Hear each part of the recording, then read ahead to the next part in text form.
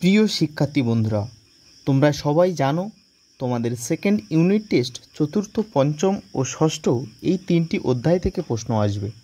আজকের এই ভিডিওটির মাধ্যমে আমি আলোচনা করব এই তিনটি অধ্যায় থেকে কোন কোন প্রশ্নগুলি আসতে পারে সেই বিষয়ে। প্রথম প্রশ্ন, আনন্দমঠ উপন্যাসের মাধ্যমে কিভাবে জাতীয়তাবোধের প্রকাশ পেয়েছিল। দ্বিতীয় প্রশ্ন, ভারতসভা কী উদ্দেশ্যে প্রতিষ্ঠিত হয়েছিল। তৃতীয় প্রশ্ন, গগনেন্দ্রনাথ ঠাকুরের লেখা ব্যঙ্গচিত্র কিভাবে ঔপনিবেশিক সমাজের সমালোচনা করেছিল। চতুর্থ প্রশ্ন, ছাপা বইয়ের সাথে শিক্ষা বিস্তারের সম্পর্ক কী। পঞ্চম প্রশ্ন, টিকা লেখো বসু বিজ্ঞান মন্দির।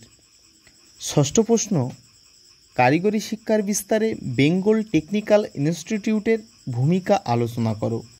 সপ্তম প্রশ্ন, শ্রীরামপুর মিশন প্রেস কিভাবে একটি অগ্রণী মুদ্রণ প্রতিষ্ঠানে পরিণত হয়। অষ্টম প্রশ্ন, বিজ্ঞান চর্চায় Bengal association for the cultivation of সায়েন্সের অবদান লেখো।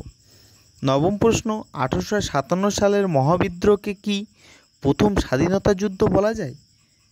দশম প্রশ্ন, টিকা লেখো মহারানীর ঘোষণাপত্র। 11তম প্রশ্ন, 1857 সালের মহাবিদ্রোহে শিক্ষিত বাঙালি সমাজের মনোভাব কেমন ছিল। 12 নম্বর প্রশ্ন, টিকা লেখো সভা সমিতির যুগ, ইলবার্ট বিল, ভারত সভা। 13, টিকা লেখো অক্স অ্যান্ড পেজেন্ট পার্টি। 14, মিরাট ষড়যন্ত্র মামলা সম্পর্কে সংক্ষিপ্ত বর্ণনা দাও। 15 নম্বর প্রশ্ন, বারদৌলি সত্যাগ্রহ সম্পর্কে সংক্ষিপ্ত বর্ণনা দাও। 16, বঙ্গভঙ্গ বিরোধী আন্দোলনে শ্রমিকদের ভূমিকা আলোচনা করো।